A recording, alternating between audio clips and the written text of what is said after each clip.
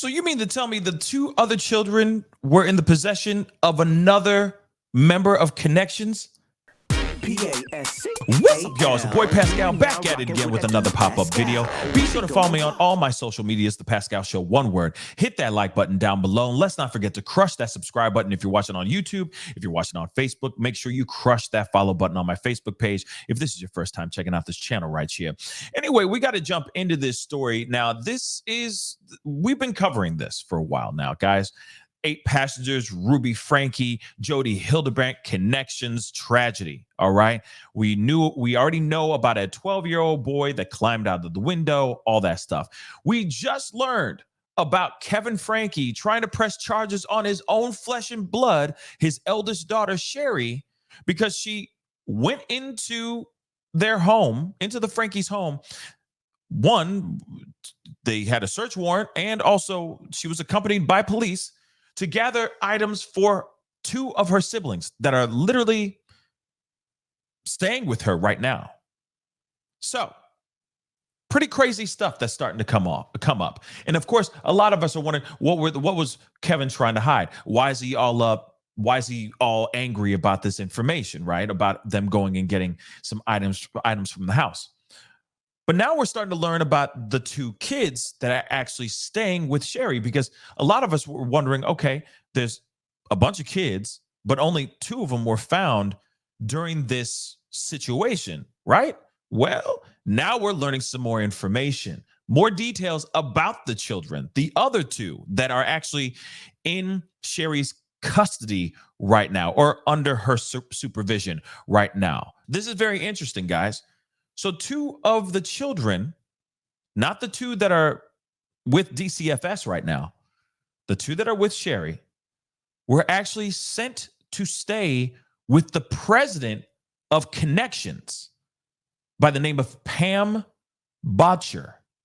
And apparently these kids have gone over there to do house chores and do work in her house, which to me shows that these kids were so deeply integrated into the teachings and this washing of the brain of the teachings of this ConneXions, that they were doing chores in other people's homes because of what? Because one had a cell phone or something like that, or one didn't want to eat their Brussels sprouts one night.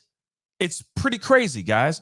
But now we're getting some more information. And the other question is, why were these kids sent over to Pam Botchers, to the president of ConneXions? That's the other question I'd like to know as well. But, of course, I'm getting ahead of myself. Okay. They said really quick, in searching Ruby Franke's home, according to a Springville police officer on the 30th of August, officers responded to Franke's Springville home to try and locate 2 children still unaccounted for. Officers checked the home, but all the doors and windows were secured. And additionally, all of them were covered with blinds or curtains, preventing officers from being able to observe inside. Officers later obtained a search warrant after no answer at the home. Following several minutes of knocking and announcing their presence, officers made an entry to Franke's home by breaching the front door. So in other words, they busted the front door open. Okay. Officers noted the front door was significantly damaged after they entered the home. Yeah, because they had to get in that loving home to make sure no other kids were in bad shape or, left behind, because she has a history of doing that too. Remember, guys? So trying to locate the 2 children. This is crazy to me, guys. According to the police, officers then reached out to the eldest daughter, all right, which is Sherry. One of the children left a local place of employment by telling her supervisor that she needed to leave for a family emergency. After reviewing surveillance video from the local place of employment, it showed that one of the children was picked up by Pam Botcher. Again, Pam Botcher is, from what I'm understanding, is the president of ConneXions. So, as much as we say it takes a village, it also takes a village for deep-seated, disgusting teachings. It takes a village for that too, y'all. Pretty crazy, right? Officers were then heading to American Fork to speak with Pam Botcher. They were connected by Utah County major crimes detectives who were at a home in American Fork, and they told officers that both children were located. After dialogue and questioning, Pam then explained that around noon that day, she received a call from Ruby Franke, who told her that she had a family emergency and asked if Pam could pick up the two kids. Okay. Now, what's crazy, again, they say from surveillance video from this local place of employment that this kid was in, Pam pulled up and picked up these kids, or picked up one of the kids. So in other words, Ruby knew some issues was going down, that she was going to be in some serious trouble. So she said, okay, I need to get these kids as far away in the custody of somebody else so that they don't get put into the system, don't get put with DCFS or whatever. Or maybe she was trying to hide them in some sort of way. I don't know. But she called her daughter. She called one of the kids and said, hey, you need to leave work right now. Something's up. Pam's going to pick you up. You're going to get in that car and you're going to go with Pam. And that's exactly what that kid did. They said, okay. They went to their boss, said that there was a family emergency. I got to kick rocks. Car pulls up. Pam picks her up and they leave. Pam went and picked up those two kids. That's pretty crazy. So Ruby knew that she was going to be in some serious trouble. So she calls up Pam because she wanted to get those kids as far away from the home as she possibly could. Pretty crazy stuff, right? Let's continue. So she said, yeah, she had a family emergency, which, you know, she could be lying right there. She could have been like, yo, cops are coming through. They're accusing me of this, that, and the third. They just found the two kids in very, very bad shape. I'm in serious trouble. Pam, can you take the kids for now so that, you know, so that I can cover, I don't know, maybe they have time to cover her tracks or something like that. Oh, and by the way, can you give them a cheeseburger? So that you know what I'm saying? Like anything's possible. But anyway, according to Botcher, Ruby asked her if the two children could go to her house with her for a while. Botcher told the officers the request was not odd since, get this is crazy, she has had these two over to her residence before to do housework and other chores for her. Like literally housework and other chores for her. Not, oh, I would have them over and we would play board games and drink freshly squeezed lemonade. No. She's sitting there going, no, they would come over and do housework and chores. That's not like, hi, Pam. You know what I mean? Hi, Pam. How you doing? Family friend. No, it's like they went over there for punishment. They went over there for punishment, y'all. Period. They didn't go over there just to hang out and have a grand old time with family and friends and enjoy a good old barbecue or cookout. Enjoy some potato salad with some raisins in it. No. They went over there to do work. They went over there for punishment.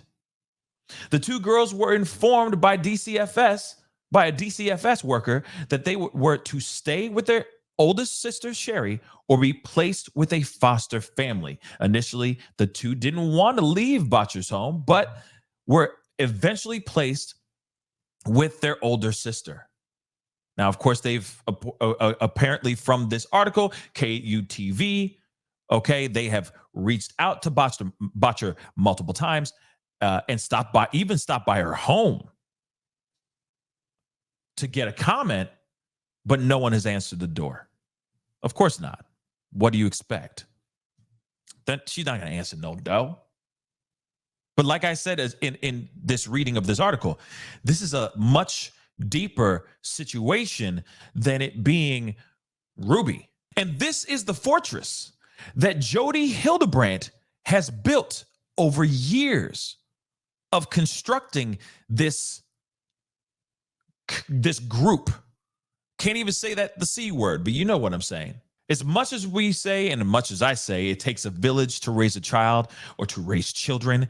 It takes clearly she took that same motto and was integrating that within her whole clan. It's insane. She had a president. She has the president of ConneXions watching over Ruby's children. The influence in this situation is deep. This also shows you how deep the influence is going into these kids too. They didn't even want to leave Pam Botcher. Now, I will say this though too, for the sake of the children, the only thing that they know that seems normal to them at this point now is the people who are familiar to them. Nothing but familiars, right? Even though these people are not good, they stand and represent teachings that are not good. That's all these kids know. So it shows you how deeply influenced these kids are as well. They think that Pam Botcher is a good person. They think that going over there and doing chores and doing work around the house is okay. What? That makes no sense. But it also makes you wonder all the times that they were outside in the sweltering heat, 100+ degree heat, weeding Jody's home and all that. Was that because they were just supposed to be doing chores?